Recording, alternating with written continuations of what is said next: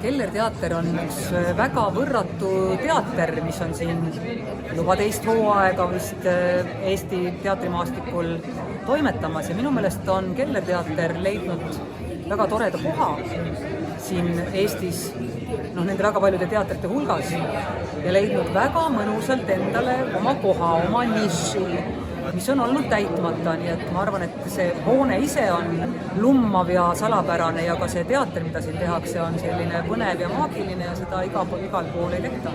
Ja minule lisaks pakuvad praegu värskelt väga suurt huvi ka need nii-öelda loengud ja see sari, mida Keller teater välja pakub, et ma arvan, et see on midagi väga põnevat ja väga rikastavat.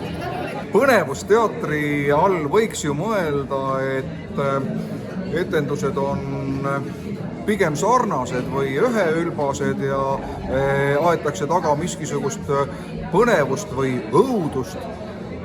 Aga olles näinud nii mõndagi siin teatris, ütlen, et need on väga eriilmelised, täiesti nii-öelda kastist välja mõtlemisega lavastused, neid on igale maitsele ja üllatus on alati.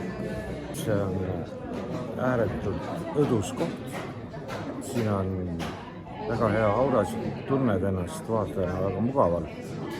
Ma võin ütelda ainult positiivseid sõnu kogu selle teatri kohta, kogu selle ettevõtmise kohta, toetan igati ja soovin ainult jõudu, jaksu ja tahtmist, et see ei raugeks ja ideedest, ma arvan, siin majas puudust ei tule.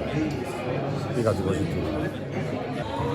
Eriti professionaalne, väga võimas, emotsionaalne, kirglik ja täiesti omas žanris.